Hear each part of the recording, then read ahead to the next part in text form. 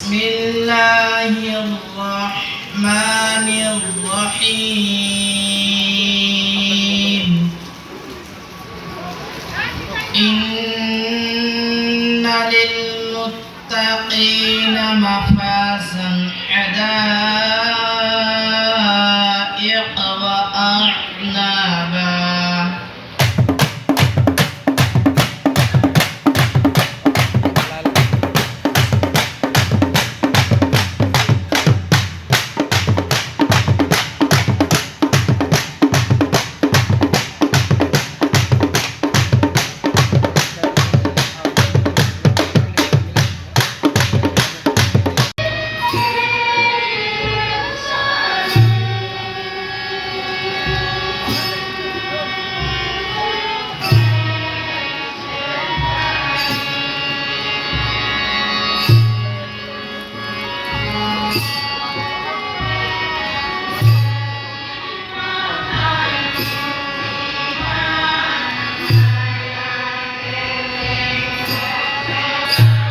সাংবাদিকক ধন্যবাদ জনাইছোঁ। মই আজি আমাৰ অনুষ্ঠানটো একচুৱেলি জুবিন দাৰ কাৰণে পতা হৈছে।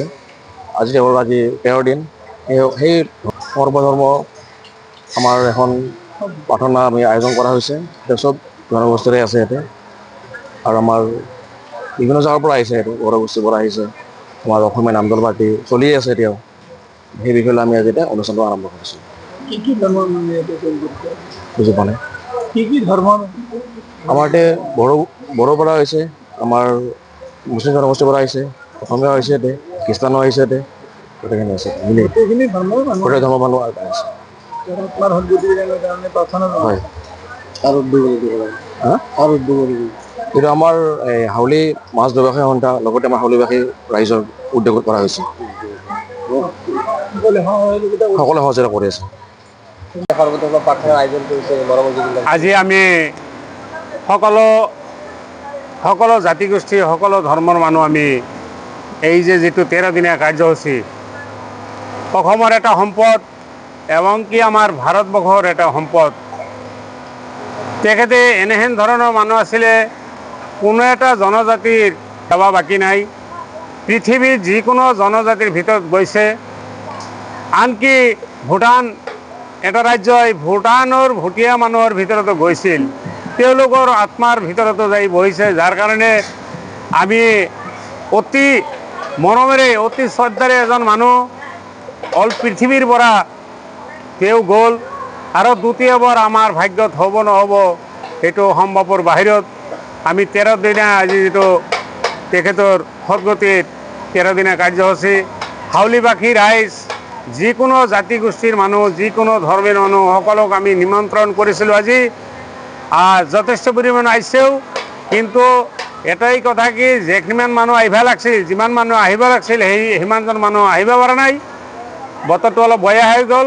তাৰে ভিতৰতো আমাৰ জুবিনদাৰৰ নাম শুনি কিছুমান মানুহ আছে, জিকি হ'লেও আহিছে, বৰষুণত জিকি যেনে ঘৰ কষ্টৰ ফলেদি আহিছে। আজি অতি মৰমেৰে এজন মানুহ আত্মাৰ আজি 13 দিন ধৰি মোৰ চকুত ঘুমটি নাই, খাবলৈ মন নাযায়। আমি এজন বিজনেছ কৰা মানুহ, আমাৰ ঠিকনা হ'ল হাউলি মাছ বজাৰ। মোৰ নাম ছাব্বাছ খান হয়।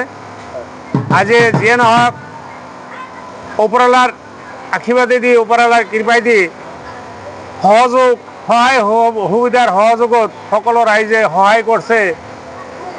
এতিয়া খৰচা পাতি এইটো বাদ দিয়া, এইটো আজি আছে কালি নাই। যিজন সম্পদ আমি হেৰাইছোঁ, সেই সম্পদটো ৰিটাৰ্ণ নাহে। আজিৰ পৰা কিজানি আমাৰ আত্মাটো শান্তি পাব, হাউলিবাসী ৰাইজৰ এটা শান্তি কামনা আহিব। আজি তেখেতৰ 13 দিনীয়া কাৰ্যসূচী আমি চলাই আছোঁ। আপোনালোকে যি ব্যক্তি আহিব পৰা নাই, নিশ্চয় লাইভত, মোবাইলত, নিউজত শুনি পাব।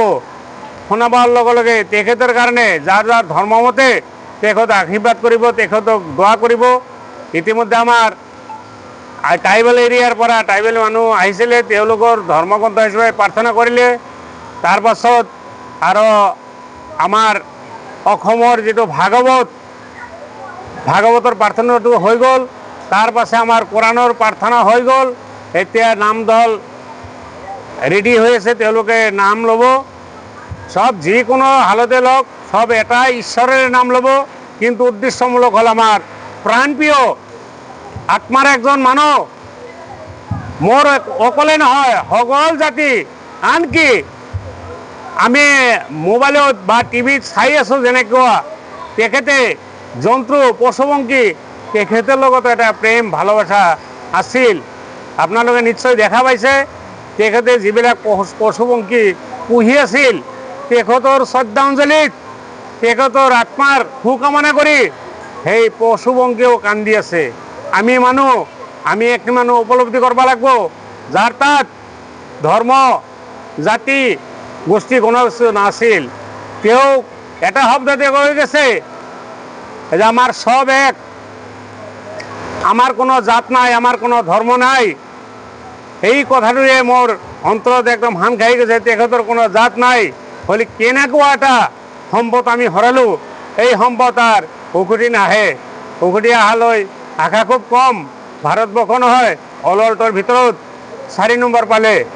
আজি সেই 4 নম্বৰ সম্পদটো তেখেতে অসমৰ ময়া কৰি, অসমৰ মাটিৰ ময়া কৰি, অসমৰ জনজাতিৰ ময়া কৰি তেওঁ কিমানবাৰ বাহিৰা দেশলৈ নাগৰিকত্ব পাইছে, কিমান পাৱাৰ পাইছে, তথাপি তেখেতে আমাৰ অসমৰ মাটিৰ, অসমৰ জনসাধাৰণৰ মায়া এৰি যাবলৈ তেখেতে আশা কৰা নাই। আজি চাওক তেখেতে আমাৰ অসমৰ মানুহ, অসমতে তেখেতৰ চিতা হৈ গ'ল। তেখেতৰ কাৰণে, তেখেতৰ আত্মাৰ কাৰণে সকলো ধৰ্মৰ, সকলো জাতি গোষ্ঠী, এই জংঘলৰ যদি জানুৱাৰে তেখেতৰ কাৰণে প্ৰাৰ্থনা কৰে, আমি মানুহ হৈ কিয় পাহৰি যাওঁ? এইটোৱে এখিনিমানে কৈ আমি আমাৰ বক্তব্য সামৰিলোঁ। ধন্যবাদ।